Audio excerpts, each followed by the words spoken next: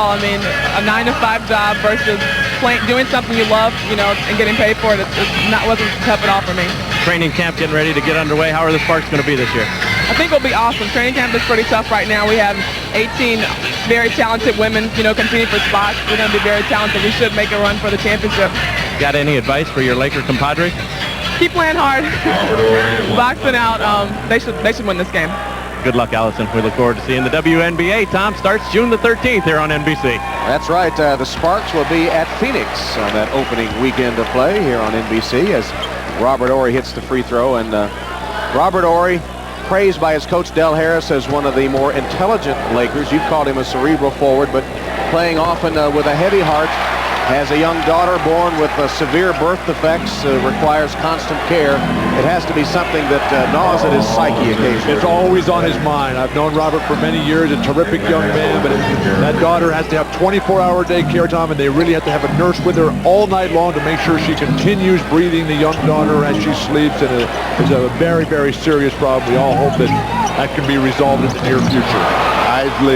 Isley is 3 for 3 behind the arc. And the bench continues to pay dividends for the Utah Jazz. Why even bring the starters back?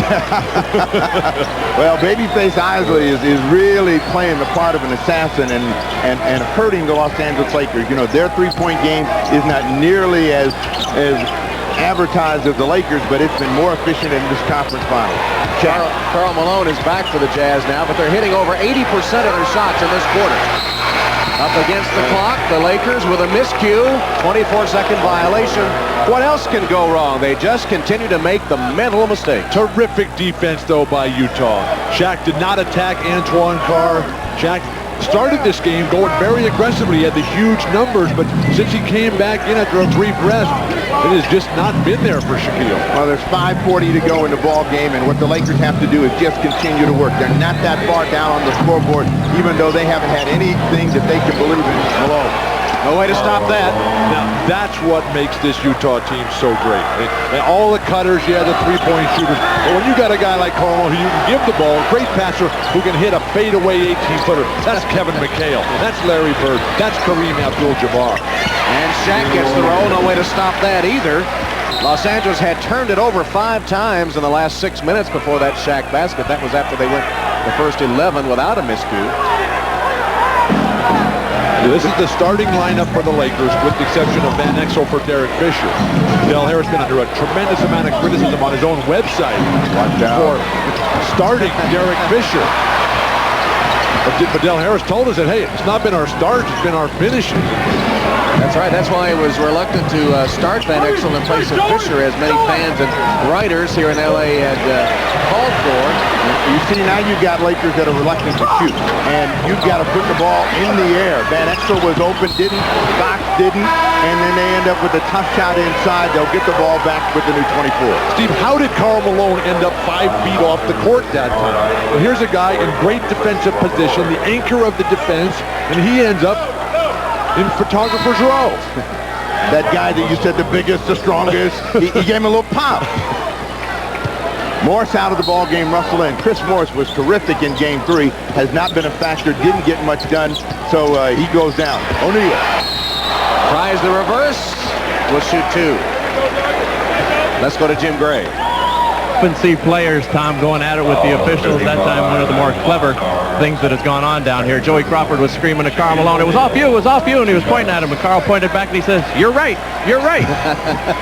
Well, actually, throughout this series, it's been the Lakers that have been crying the blues. I think, Bill and Steve, too much so, too focused on the officials not getting the calls, blah, blah, blah, instead of just playing basketball. And we saw Reggie Miller's comments in the post game yesterday saying, hey, look, we've been complaining too much. We got to come out and play basketball and take advantage of what the referees are going to allow. You have to be the aggressors. That's what Karl Malone has done. That's what John Stockton has done. And Stockton is back for Utah at the point. And it's a lot easier for Karl to agree with the referees when they're up 3-0. That's right. And up in this game, 35-27. Low post Malone, checked by Blunt. And he blocks the fall away that time. Corey Blunt with a good D. Now Jones, one-on-one against Anderson. Gave it up. See, they make that quick early swing, but nobody attacks. Now they're going to set up with O'Neal, and he's got to make his move quickly. But the groan The groan of the Laker fans when the team, the Lakers, just pulled up on that fast break and didn't attack. And then O'Neal missed it.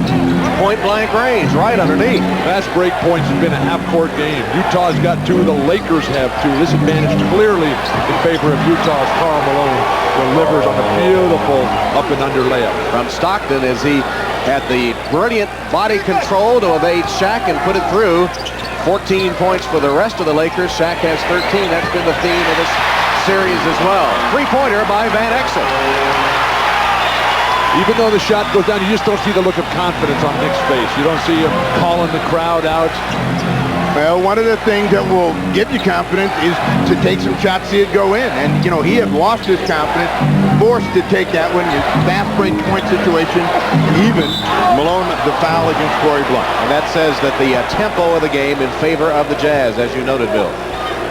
Foul number 34, Shaquille O'Neal. And as they go to the free throw line, Karl Malone will step there. And what is that I smell? That Karl Malone has this unusual superstition. He's worn the same pair of socks for every game this season. And Tom, I was in the locker room with Karl before the game, and I was looking at that pair of socks, and he's sitting in there with just the one pair of socks, ratty as can be, holes everywhere. He spends a lot of time sewing it back together. It was not good. Looked like Karl had just spent the night at Venice Beach. They're falling apart, but I like the fact that he darns them himself. And Jim Gray, how long can those socks last?